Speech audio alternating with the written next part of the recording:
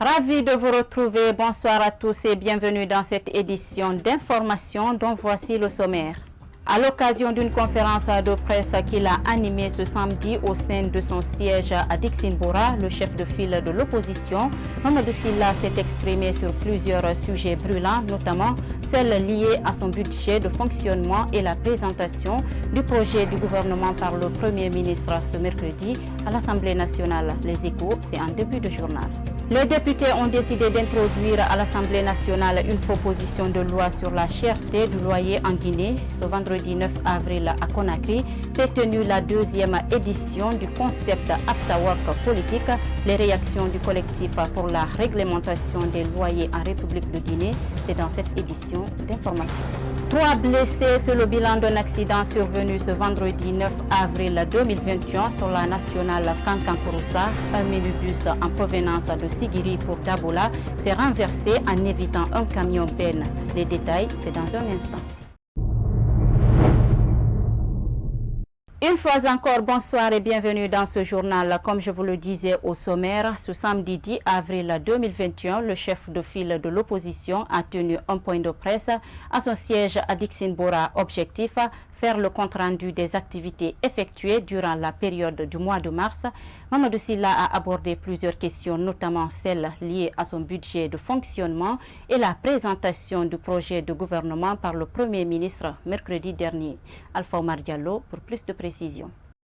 Au cours de ce point de presse, le chef de file de l'opposition a défilé le bilan de son institution du mois de mars.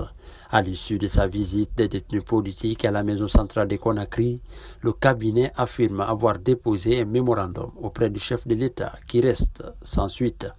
Nous avons eu l'opportunité de rendre visite aux personnes en détention à la maison centrale où nous avons pu rencontrer 59 des 65 personnes prévues pour leur apporter un certain réconfort moral et tenter de défricher les voies et moyens susceptibles de permettre de solder l'ensemble du passif né au cours des processus électoraux de 2020.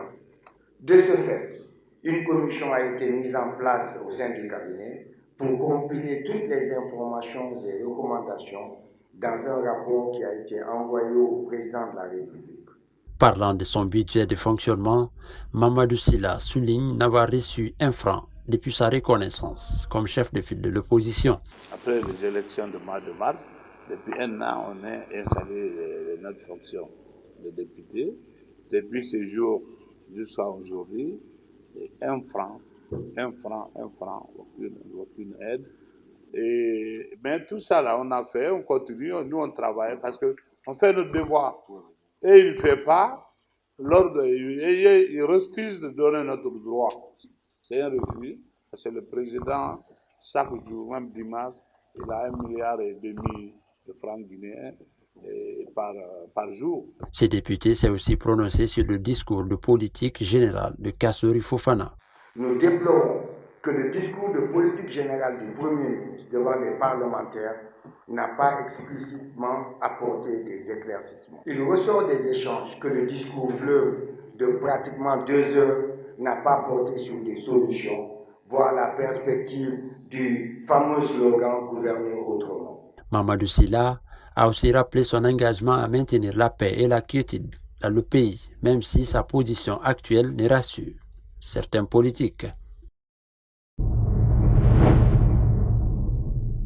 Toujours dans le même cadre, lors de ce point de presse, Mamadou Sylla n'a pas fait de cadeau à son ami Alpha Condé concernant la gestion des différentes institutions du pays, une gestion qu'il a qualifiée de catastrophique. On l'écoute au micro d'Alpha Omar Diallo. Aucun département aujourd'hui, en dehors de leur salaire, aucun département qui a décaissé son budget. Vous voyez? Mais comment le pays peut passer? Alors moi j'ai dit le problème, ce n'est pas les ministres. Les personnes indépendantes, tout est rattaché à lui. Tout, parce qu'il a le corps au cou de tout le monde. Donc, si même, quand même la loi te donne le budget, et tu dois le décaisser, n'est-ce pas, selon, n'est-ce pas, la loi aussi, mais tu veux le faire, mais il refuse.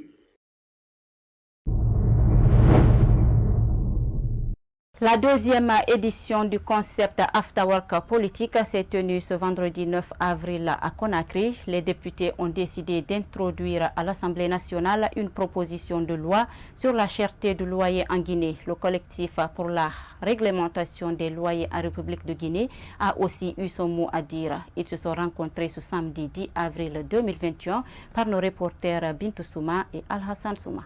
La cherté du loyer en Guinée est le principal thème débattu ce vendredi lors de la deuxième édition du concept Afterwork politique, une initiative parlementaire. Rencontré ce samedi 10 avril, le président du collectif pour la réglementation des loyers en République de Guinée parle des perspectives en vue. Actuellement en Guinée, le secteur immobilier n'est pas du tout réglementé. Il y a un vide juridique qui y règne. C'est pourquoi nous constatons de l'anarchie, la fixation des prix de façon fantaisiste à travers le pays. Donc nous allons aussi alerter les exécutifs afin qu'ils puissent non seulement accompagner les législateurs pour qu'enfin les citoyens soient soulagés dans leur résidence respective. L'honorable Habib Baldé, l'un des députés initiateurs de la proposition de loi sur la cherté du loyer, explique son importance.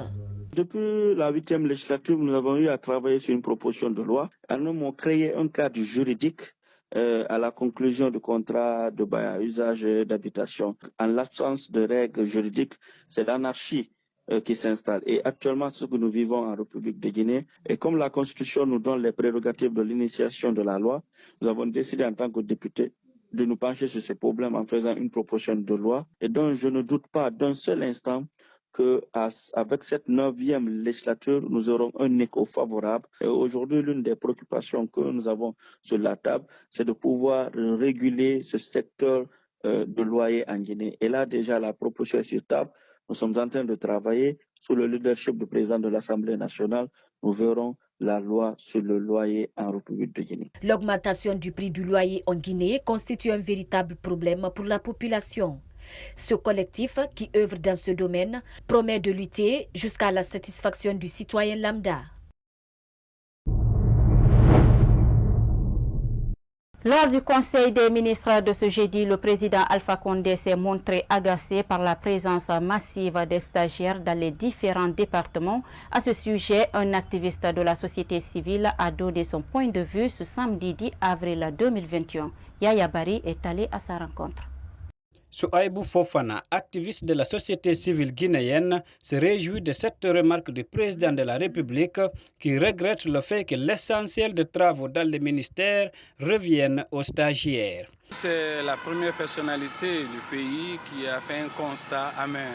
Lorsque vous donnez un dossier d'État à un stagiaire pour traiter, et vous subissez ce qu'on appelle la fuite d'information. Et un ministre qui travaille avec son secrétaire général, et le secrétaire général a son petit, son stagiaire, le chef de cabinet a son petit, son stagiaire. Et nous connaissons bien que le secrétaire général, le chef de cabinet et le ministre détiennent les dossiers les plus secrets de l'administration d'État. Et si ceux-ci mettent ça à la disposition des stagiaires pour traiter ces dossiers, je vous dis bien, nous subissons ce qu'on appelle la fuite d'information. Et cette fuite d'information crée ce qu'on appelle la désinformation et la dénaturation. Cependant, il invite les titulaires à prendre leurs responsabilités et ne pas laisser les secrets d'État dans les mains des stagiaires.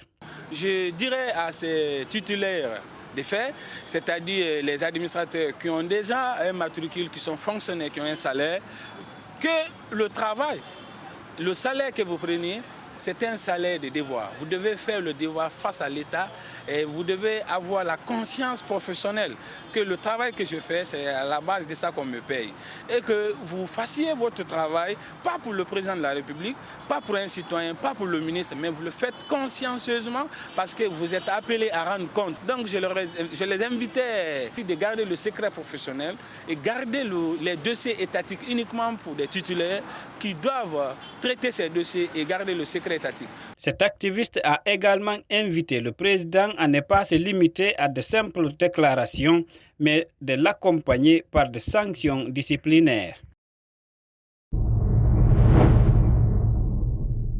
Sous le thème « Ensemble, formons la chair du cœur », l'association humanitaire dénommée Cœur Alpha a lancé officiellement ses activités ce samedi 10 avril 2021 à la Maison commune des journalistes. Elle est créée dans le cadre d'aider les enfants atteints des maladies cardiovasculaires en Guinée et des Guinéens à l'étranger. Mariama Bari et Moustapha Diané, compte rendu. À travers cette conférence de presse, l'association humanitaire dénommée Cœur Alpha lance ses activités. Elle a pour objectif d'aider les personnes atteintes des maladies cardiovasculaires en Guinée et des Guinéens à l'étranger. C'est suite à une expérience personnelle vécue avec mon fils dont l'association porte le nom Alpha. C'est un petit garçon qui était atteint d'une cardiopathie congénitale et qui a subi plusieurs interventions à cœur ouvert. Mais aujourd'hui, je vous parle d'un petit garçon qui se porte bien. Et la question qu'on doit se poser aujourd'hui, combien d'enfants dans sa situation en Guinée peuvent bénéficier, à l'état actuel des choses, d'une telle prise en charge? En tant que mère, je me suis sentie obligée de m'investir dans cette lutte contre les maladies cardiovasculaires. Pour mener à bien son combat, Fatoumata Binta Diallo annonce quelques actions que l'association compte exécuter dans l'immédiat. Mener des actions de prévention afin d'éviter l'apparition de ces maladies, faciliter aux malades l'accès aux secours disponibles et aux premiers soins, contribuer à la prise en charge de cas concernant les personnes les plus démunies et vulnérables. Le député Boubacar Sidiki Diallo est l'une des personnes qui accompagnent cette association. Il invite d'autres de voler à leur secours. Sauvons plus d'enfants. Mettons en place des structures où on peut prendre en charge ces enfants. Ici, aujourd'hui, pour sauver Fassou, il faut plus de 35 000 euros. Ça fait plus de 350 millions de francs guinéens. Elle s'engage seule. Elle a eu de bonnes volontés au niveau du gouvernement et au niveau de certains. Donc, si nous pouvons aider à sauver d'autres enfants, ça peut être encore mieux. À ce jour, l'association Cœur Alpha est en charge de 5 enfants atteints de cette pathologie dont elle essaye d'évacuer un en France afin qu'ils puissent bénéficier d'un traitement adéquat. À quelques jours du mois saint de Ramadan, les prix des denrées alimentaires connaissent une montée vertigineuse dans les différents marchés de Conakry. Ce samedi, notre reporter a rencontré des femmes du marché de Koloma dans la commune de Ratoma qui ont exprimé leur cri de cœur face à cette situation. Ibrahima Soribari signe ce reportage. Dans ce marché de Koloma, marchands et marchandes sont devant leurs articles à l'attente du client. À l'approche du mois saint de Ramadan, les prix des denrées alimentaires sont à la hausse. Le prix de la viande se négocie entre 60 à 70 000 francs guinéens par kilo et celui du sucre de 8 000 à 10 000 francs guinéens.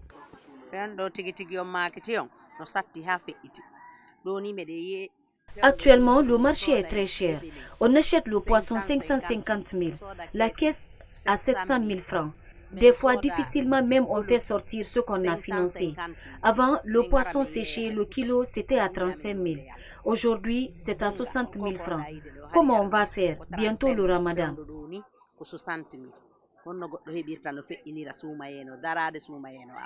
Inquiète de la situation, ces femmes marchandes lancent des cris de cœur. Tout est cher dans le marché. Ils ont laissé jusqu'à l'approche du mois de Ramadan pour rendre les choses chères.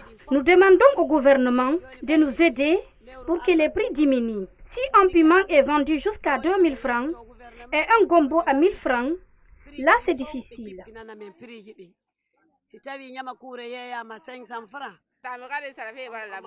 Tous les jours, nous déjeunons avec une boulette de gâteau à 500 francs, avec de la bouillie et du gingembre. Ils n'ont qu'à nous aider. Pour bon nombre d'observateurs, le gouvernement guinéen devrait mettre en place une politique de stabilité des prix des denrées de première nécessité afin de soulager le panier de la ménagère. Direction l'intérieur du pays, le verdict du procès des présumés auteurs des violences électorales des 22 et 23 mars 2020 à Zérékouré a été rendu ce vendredi 9 avril 2021 au tribunal de première instance de Zérékouré. Plusieurs membres du FNDC ont été condamnés par le parquet de Zérékouré. Au total, ils sont 43 personnes poursuivies pour cumul d'infractions. Certains parmi eux ont été renvoyés à des fins non élucidées. Paul Formousokougi. Plusieurs membres du Front National pour la défense de la Constitution et leurs camarades de lutte ont été déclarés coupables des faits d'incitation, de complicité, de participation délictueuse à un attroupement. Ils ont été condamnés à 1 an de prison assorti de sursis et au paiement d'une amende d'1 million de francs guinéens chacun. Un parmi eux s'est indigné des accusations portées contre eux. On nous avait traités de mercenaires venus du Libéria. On nous avait traités de criminels. Mais quand vous nous voyez comme ça, est-ce que moi, si c'est roi mais qu'on va nous recevoir des criminels? Je dis non, nous ne sommes pas des criminels. L'ex-maire de Zérékouré et fédéral de l'UFR s'est tout de même réjoui de la décision rendue par le parquet. Selon lui, la justice a commencé à dire la loi. On avait peur quand on venait, mais heureusement, ils ont eu le courage de dire la vérité. Parce qu'aucune preuve n'a été retenue contre nous. Vous avez suivi le procureur à la barre. Lui, il a dit, je ne trouve pas de preuve contre Cécile Roy et ses collègues. Donc c'est déjà une honnêteté morale. Ça nous met beaucoup à l'aise. L'année de sourcils qu'on nous a collés là, nous, on ne fait pas appel. On a des comportements modestes à dire. On sait que d'ici 1 an, on ne sera dans aucun problème.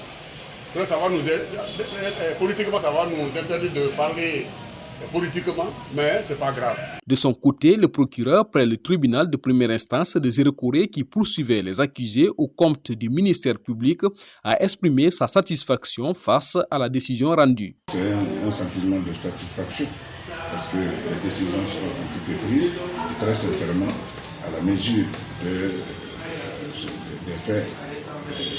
Une dizaine de personnes a été condamnées à 5 ans de prison par contumace. Certains parmi les accusés ont été renvoyés des fins de poursuite pour faute de preuves.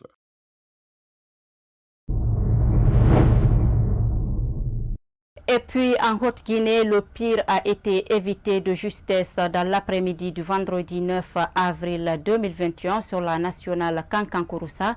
Un minibus immatriculé RC 8838R en provenance de Sigiri pour Dabola s'est renversé en évitant un camion Ben à la sortie de la ville de Kankan. Aucune perte en vies humaines, mais 3 blessés ont été admis à l'hôpital régional. Abdoulaye Nkoyasila. Les 4 roues du minibus en l'air, plus d'une dizaine de passagers désemparés, la catastrophe a été évitée de justesse à la sortie de la ville de Kankan. Sous le soc, après avoir frôlé la mort, le chauffeur explique la chaîne. Je suis venu à côté de l'arc de bienvenue. J'ai été surpris de voir qu'une benne sortait d'une cour. J'ai vu que si je ne l'évite pas, il y aurait eu beaucoup de morts. C'est ainsi que le ravin a pris le véhicule qui s'est renversé. Je suis rapidement sorti pour secourir les passagers. Lorsque j'ai interpellé le chauffeur de la benne, il m'a très mal parlé.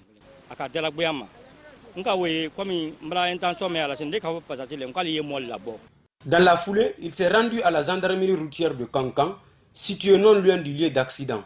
Mais contre toute attente, il est renvoyé vers la police routière. Je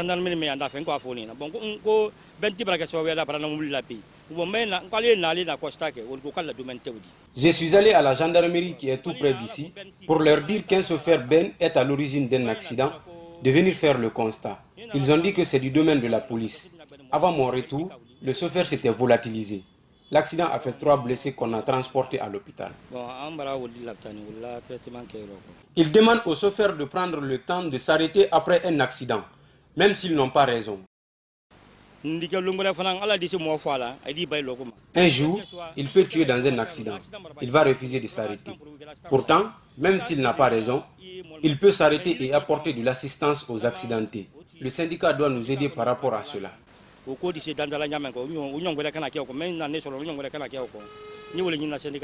Le dernier accident enregistré sur la nationale Kankan-Kouroussa a fait 6 morts, dont 5 sur place. Il s'agissait d'une famille qui revenait d'une cérémonie funèbre.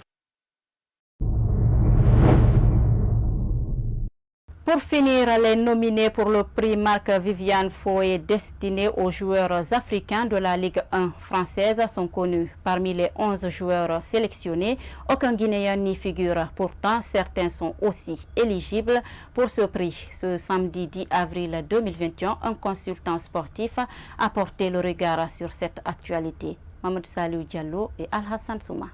Aucun Guinéen n'est nominé pour le prix Marc-Viviane Foé destiné aux joueurs africains de la Ligue 1 française ayant disputé au moins 15 matchs dans la saison. Ce consultant sportif donne des raisons. Mais ce qui est à la base de ça, c'est qu'il n'y a pas de footballeur guinéen qui évolue régulièrement dans les clubs français, puisque ce prix quand même récompense le meilleur joueur africain évoluant dans le championnat français. Et à part Isiaga Silla qui joue du côté de Lens, et même ça, ce n'est pas un joueur qui est intitulaire en tant que tel. Il n'y a pas un autre joueur guinéen qui évolue en tant que patron, en tant que titulaire, en tant que buteur, en tant que passeur, en tant que, si tu veux, patron d'une défense dans un grand club français. Pour ce consultant, l'absence des joueurs guinéens dans cette sélection est due au fait qu'ils n'ont pas une bonne figuration. Il faut être un bon récupérateur, il faut être un bon défenseur, un bon gardien de but. Si on n'a pas tout cela dans le championnat français, on n'aura pas de joueurs qui soient nominés dans ce prix, parce que encore une fois, c'est un prix qui récompense les meilleurs joueurs africains évoluant dans le championnat français. Or, la Guinée est faiblement représentée dans ce championnat français. Le trio final de ce prix sera connu le 29 avril prochain à l'issue d'un vote effectué par un jury composé de journalistes spécialistes. Voilà, ainsi prend fin cette édition d'information à tous. Merci de l'avoir suivi. Bonsoir chez vous.